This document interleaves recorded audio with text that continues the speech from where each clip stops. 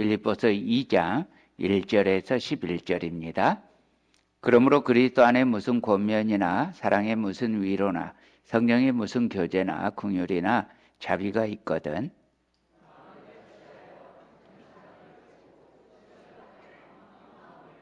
아무 일에든지 다툼이나 허용으로 하지 말고 오직 겸손한 마음으로 각각 자기보다 남을 낫게 여기고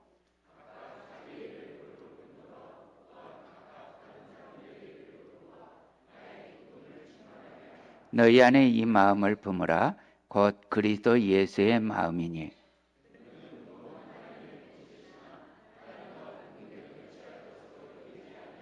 오히려 자기를 비워 종의 형체를 가지사 사람들과 같이 되셨고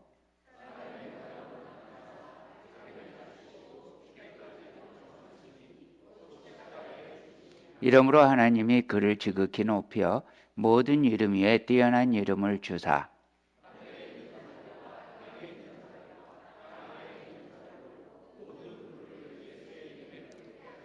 함께 읽습니다. 모든 입으로 예수 그리스도를 주라 시인하여 하나님 아버지께 영광을 돌리게 하셨느니라. 아멘. 사랑하는 형제자매 여러분, 우리 예수님 믿는 사람들은 당연히 복음에 합당하게 살아야 합니다. 빌립보서 1장 27절 상반절인데요. 오직 너희는 그리스도의 복음에 합당하게 생활하라. 그리스도의 복음에 합당하게 살아라. 이 말은 하늘나라의 시민권을 가진 자답게 살아라. 이런 의미를 가지고 있습니다. 빌립보는 원래 로마 땅이 아닙니다. 빌립보는 원래 그리스 마케도니아에 있는 도시입니다. 로마 본토가 아닌데요. 빌립보 사람들에게는 로마의 시민권을 주었다고 합니다. 그래서 빌립보 사람들은 자기들이 로마 시민인 것을 무척 자랑스럽게 여겼다고 하네요. 그래서 무슨 일을 하든지 간에 자기들은 로마 시민이라고 들먹거리면서 행세하고 있었다고 합니다. 우리는 이 말이 잘 이해가 가지 않아요.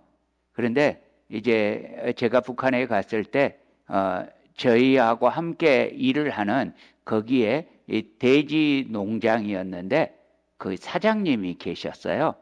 김일성 종합대학을 나온 대단히 인텔리였고 멋지게 생긴 분이었어요. 그런데 제가 이 두 번째 갔을 때 그분이 저희에게 아주 기뻐하면서 이야기를 하는 거예요. 자기가 이제 평양 시민이 되었대요. 평양에서 살 수 있게 되었대요. 너무 감사하다면서 그 이야기를 하는데 저로서는 이제 그 이야기가 무척 신기하게 들리는데 그런 거예요. 그러니까 이게 우리처럼 아무데나 살 수 있다고 사는 것이 아닌 거예요. 거기를 지나갈 수는 있지만 그 시민권을 가지고 있다는 게 엄청난 자부심인 거예요. 그래서 빌립보 교인들은 항상 있잖아. 내가 로마 시민인데 말이야. 이러면서 이야기가 시작되는 거예요. 그것처럼 빌립보 교인들이 그렇게 자기들의 시민권을 자랑하는 것처럼 우리도 하늘의 시민권을 가진 것을 자랑하라고 바로 그 빌립보 교인들에게 말하는 거예요. 말끝마다 우리 로마 시민인데 말이야 하고 자랑하는 것처럼 그렇게 하라는 거예요. 말끝마다 우리 하늘나라 시민인데 말이야 하면서 이야기하라는 말이에요. 이것이 바로 복음에 합당하게 생활하라. 우리는 이 번역된 이 말씀을 들으면서 그냥 복음에 합당하게 살라는 말이구나. 그냥 이렇게만 들어오는데 이 원어의 의미 자체가 시민권을 자랑하라. 이 의미가 들어있는 거예요. 그래서 빌립보 교인들이 이 편지를 읽으면서 내가 지금까지 로마 시민인 걸 자랑했는데 앞으로는 하늘나라 시민인 걸 자랑해야겠구나 하고 딱 들어오는 거예요. 그러면 하늘의 시민권을 가진 사람처럼 살아가는 것, 다시 말하면 복음에 합당하게 생활하는 것, 이게 어떤 삶일까요? 자, 구체적인 예가 오늘 본문에 나오는데요. 먼저 복음에 합당하게 사는 삶이란 같은 마음, 같은 뜻으로 사는 삶입니다. 복음에 합당하게 사는 삶은 당연히 아무나 살 수 있는 삶이 아니에요. 그리스도인인 사람, 예수님 믿는 사람만이 가능해요. 자, 1절입니다. 그러므로 그리스도 안에 무슨 권면이나 사랑의 무슨 위로나 성령의 무슨 교제나 긍휼이나 자비가 있거든. 무슨 말이에요? 지금 빌립보 교인들이 이런 것들이 있다고 자부하고 있단 말이에요. 빌립보 교회는 그리스도 안에서 권면과 사랑의 위로와 그리고 성령의 교제와 긍휼과 자비가 있다는 거예요. 다시 말하면 성경의 가르침이 있고 사랑도 있고 성도의 교제도 있다는 거예요. 여러분은 어때요? 그리스도의 가르침이 있으세요? 아멘. 사랑이 있으세요? 아멘. 성도의 교제가 있으세요? 아멘. 그렇단 말이에요. 그런데 여기에서 끝내면 안 된다는 거예요. 이 자부심, 지금 우리 주님의 빛교회 교인들은 아멘이 약했어요. 이건 자부심도 없다는 이야기인데 빌립보 교인들은 이런 이야기 나올 때 아멘 했단 말이에요. 자부심이 있었단 말이에요. 그런데 그 자부심이 이제 열매 맺어 나타나야 한다는 거예요. 크리스 집사님, 왜 이렇게 부부가 멀리 떨어져 앉았어요? 다음부터는 붙어 앉아 계세요. 부부는 붙어 있어야 돼요. 둘이 하나입니다. 떨어져 있으면 두 개 돼버려요. 죄송합니다. 갑자기 눈에 띄어가지고 다음부터는 붙어 계세요. 자, 2절입니다. 마음을 같이하여 같은 사랑을 가지고 뜻을 합하며 한 마음을 품어. 여러분, 교회는 그리스도의 몸이라고 하지 않아요. 방금 크리스 집사님, 데나 집사님 둘이 합하여서 하나라고 한 것처럼 우리는 교회라는 이름으로 하나잖아요. 아멘입니까? 우린 둘이 아니에요. 그러니까 마음을 같이 한다는 말은 같은 생각을 한다는 말이에요. 물론 아무리 부부라도 생각은 자기 마음대로 하시잖아요. 그런데 생각이 다르는데 기본 가치관이 같아요. 기본 가치관이 서로 다르면요, 부부가 같이 살기가 참 힘듭니다. 그래서 며칠 전에 누군지 기억이 안 나는데 형제님이에요. 저한테 누가 이 설교 뒤에 내가 그 말 했어요 하고 다시 한번 말해 주세요. 예수님을 잘 믿게 되니까 부부의 사이가 좋아졌대요. 왜? 같은 이야기를 하니까 그렇대요. 이거예요. 아, 생각났다. 이석진 집사님이었는데 어디 계시지? 저기 계시구나. 아, 예, 이석진 집사님이셨네요. 여러분, 우리가 다른 걸로는 아무리 부부라도요, 가치관이 같아지기가 쉽지 않아요. 그런데 복음이 감격이 되면요, 서로 가치관이 같아지고, 그래서 집에서 하는 말에 빛깔이 비슷해지는 거예요. 사이가 좋아질 수밖에 없는 거죠. 이것입니다. 말씀에 계시되는 하나님의 뜻, 하나님의 생각, 그것과 나의 뜻, 나의 생각이 일치되는 것입니다. 여러분, 사람들은 당연히 서로 달라요. 여기 우리들이 100명이 100색이에요. 그런데 우리들이 100인 100색이지만 그래서 그리스도가 우리에게 없다면, 복음이 없다면 다를 수밖에 없고, 그리스도가 우리의 머리가 아니라면 우리는요 100 방향으로 분열할 수밖에 없어요. 교회가 분열하는 이유가 뭐냐면 그리스도가 제대로 머리가 아니기 때문이에요. 복음이 일치되지 않으면, 주님이 머리가 아니라면 그 즉시 우리는 서로 달라요. 자, 2절 말씀 마음을 같이하여 뜻을 합하며 한 마음을 품어. 자, 이렇게 지금 사실은 같은 말이에요. 같은 말을 세 번을 다른 단어를 사용하면서 반복하고 있는 거예요. 여러분, 오케스트라가 가장 좋은 예가 될 것입니다. 악기의 모양과 소리와 체계는 아주 다릅니다. 음색도 다릅니다. 전혀 다른 소리를 내지만 이것들이 어울려서 아름다운 화음이 되어 듣는 사람들에게 감동이 됩니다. 여러분, 오케스트라 음악회 가보면 이 연주를 시작하기 전에 반드시 하는 행동이 있어요. 뭔지 아세요? 조율을 합니다. 음을 맞춰봅니다. 그때는 시끄럽고 어수선합니다. 그러나 일단 지휘자의 지휘에 맞춰서 연주가 시작되면 놀랍게도 아름다운 소리로 바뀝니다. 교회가 그렇습니다. 다양한 구성원입니다. 삶의 배경이 다 다릅니다. 난 것도 자라난 것도 학벌, 지연, 학연 다 다릅니다.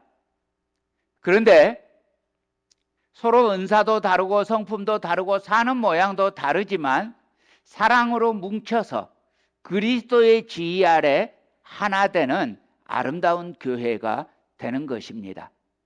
두 번째로 복음에 합당하는 삶이란 겸손한 삶입니다. 3절 4절입니다.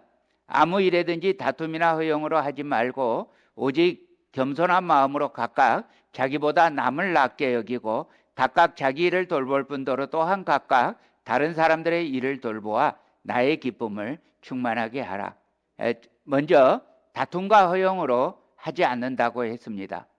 허용은요, 내용 없는 영광, 한자 말 그대로는 그런 의미예요. 내용 없는 자랑이라는 뜻입니다. 다툼이나 허용으로 하는 것은 다른 사람에 대해서는 전혀 생각하지 않아요. 자기만 드러내려고 해서 일어나는 것입니다. 자기 자신을 높이고 헛된 영광을 추구할 때 다툼이 일어나서 교회는 멍들게 됩니다. 두 번째, 겸손해야 한다고 했습니다. 로마 시대는 겸손이라는 단어가 원래 우리가 지금 알고 있는 그 의미의 겸손이 아니에요. 우리가 저희 아버지께서 저한테 자라면서 조심하라고 맨날 주의를 주셨던 단어 하나가 있는데요. 공짜를 바라지 말라는 말씀이셨어요. 그러면서 쓰신 단어가 뭐였겠어요? 거지 근성. 가지면 안 된다. 이 말씀을 굉장히 자주 하셔서 제가 남한테 공짜로 받는 것이 익숙해지는 게 한참 오래 걸렸어요. 요즘은 공짜로 받는데 익숙해요. 그런데 젊은 시절만 해도 참 익숙하지 않았어요. 식당에 가서 밥을 얻어 먹으면 다음번에는 반드시 밥을 제가 사야 되는 거예요. 그렇지 않으면 그 사람과의 관계에 문제가 생겼어요. 이 거지 근성을 가지면 안 된다고 하면서 저희 아버지가 반드시 그렇게 대인관계를 하셨어요. 한 번 주면 반드시 받아야 하는, 한 번 받으면 반드시 줘야 하는 그런 관계를 하셨어요. 근데 이 거지 근성이라는 단어 자체가 그러니까 좋은 단어가 아닌 거예요. 그렇게 쓰지 않은 거예요.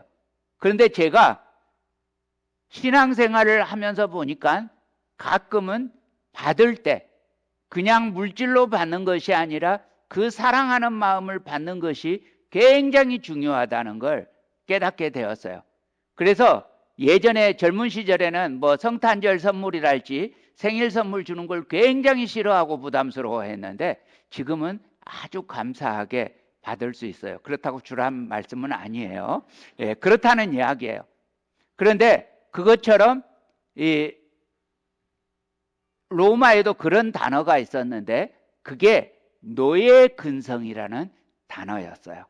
이 노예 근성이라는 단어를 우리가 지금 겸손이라는 단어로 사용하고 있어요. 같은 단어였어요. 그래서 성경에서 너희는 겸손하라 라고 이렇게 우리가 지금 알고 있는 이런 단어를 보게 될 때 로마 사람들은, 로마 제국 안에 있는 사람들은 어떻게 보이냐면 노예 근성을 가져라 이렇게 보이는 거예요. 그러니까 이 단어를 볼 때 충격을 받는 거예요. 노예 근성을 가지면 안 되는 걸로 알고 있는데 주님은 노예 근성을 가지라고 말씀하시는 거예요. 근데 노예 근성이 뭐예요? 비굴해요. 자기를 낮춰요. 그런 단어예요. 이 단어가 자존심 내세우지 않아요. 그래서 주님께 대해서 노예 근성을 가지고 여기까지 이해해요. 그 다음에 이웃에 대해서도 노예 근성을 가지는 거예요. 그 굴욕감과 그 비굴함을 가지려는 거예요. 자기보다 다른 사람을 그러니까 낮게 여길 수밖에 없는 거예요. 자기보다 다른 사람이 높은데 내가 감히 다툼이나 허영은 상상할 수가 없는 거예요. 우리 주님이 바로 이 노예 근성으로 겸손하게 섬기려고 이 땅에 오셨습니다. 우리 주님께서 하신 게 뭐예요? 허리에 띠를 두르고 제자들의 발을 씻겼습니다. 제자들이 깜짝 놀랐죠. 왜요? 노예들이 하는 일을 주님이 하시니까. 나보다 남을 낮게 여기고 그런 의미예요. 다른 일을 나의 주인처럼 섬기라는 말씀이에요. 놀랍지 않습니까? 그렇게 살려는 거예요. 바울은 다툼이나 허용으로 주님의 일을 하지 않았습니다. 그저 섬기는 자세로 자기보다 다른 사람을 위해서 주님만 기쁘시게 할 수 있다면 그 일을 기꺼이 했습니다.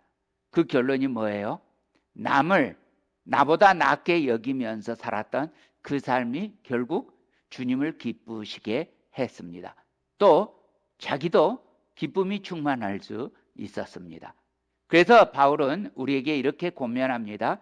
고린도전서 10장 33절입니다. 우리 함께 읽습니다. 시작. 나와 같이 모든 일에 모든 사람을 기쁘게 하여 자신의 유익을 구하지 아니하고 많은 사람의 유익을 구하여 그들로 구원을 받게 하라. 아멘.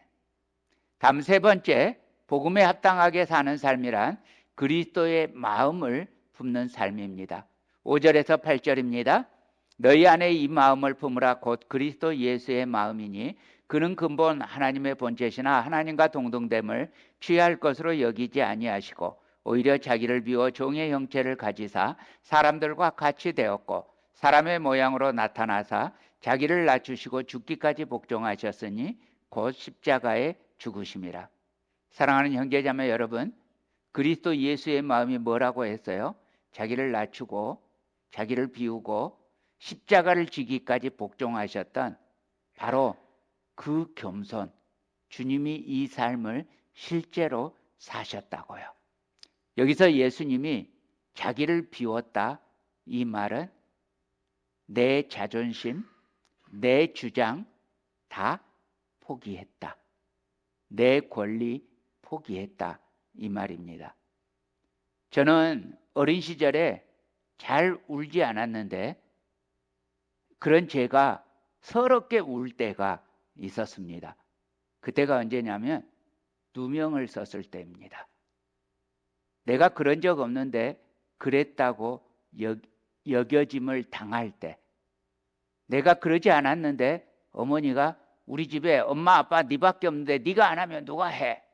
그러면 저는 그 말이 너무 서러웠습니다. 내가 안 했는데 내가 했다고 할 때, 그때 너무 서러워서 온몸을 들썩이면서 울었던 적이 있습니다. 그런데요, 그런 일을 당하는데 억울해하거나 분해하지 않을 수 있는 것, 이게 그리스도의 마음입니다. 여러분, 주님은 죄가 없으셨으나 기꺼이 죄인 취급 당하시고 십자가의 사형틀에 그 십자가의 사형틀을 지셨습니다. 이것이 그리스도의 마음입니다. 내가 십자가를 져서라도 사람들이 구원을 얻을 수 있다면 기꺼이 그렇게 하리라. 이것이 그리스도의 마음입니다. 그리스도께서는 하나님이면서도 하나님의 권리를 요구하거나 거기에 집착하지 않으셨습니다. 우리를 구원하기 위해서 자기를 비우시고 그 하나님됨의 권리를 요구하지 않으셨습니다. 왜 권리를 포기하셨습니까?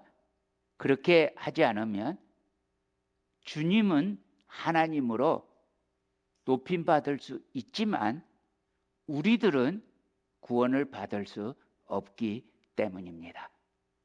만약에 예수님이 사람의 몸으로 오시지 않고 나는 하나님이다 그러고만 계셨다면 사람들은 절대로 소망이 없었을 것입니다.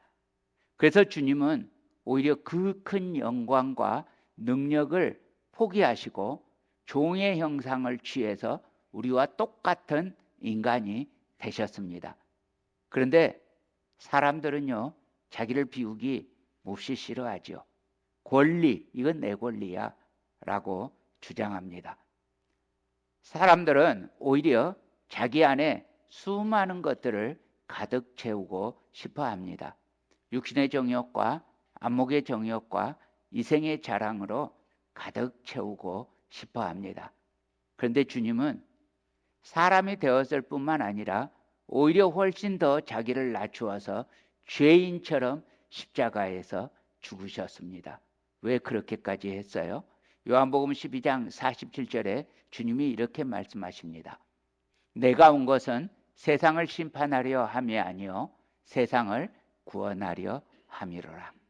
주님은 자신을 버려서 우리를 살리려 하셨습니다. 이 마음이 그리스도의 마음입니다. 예수님이 사람의 몸을 입으신 사건은요, 그 당시 유대인도 헬라인도 이해할 수가 없었습니다. 특별히 헬라인들은요, 영주주의라고 하는 철학이 있어요. 이게 나중에 교회 안에도 들어오면서 아주 심각한 이단이 되는데요. 이 영주주의가 뭐냐면 육신은 천하고 영과 정신은 귀하고 아름다운 것으로 간주하는 것입니다. 그래서 거룩한 영이신 하나님이 천하고 천한 육신을 입으신다는 것은 헬라인 철학으로는 이해할 수가 없었습니다. 그러나 예수님은 분명 자기를 낮추셔서 사람의 모양을 입고 완전한 사람이 되었습니다. 영지주의 이단은 뭐냐면 예수님이 사람의 몸을 입었다가 이게 헬라 철학으로 이해가 안 되잖아요. 그러니까 이게 교회 안에서도 그렇게 주장하는 거예요.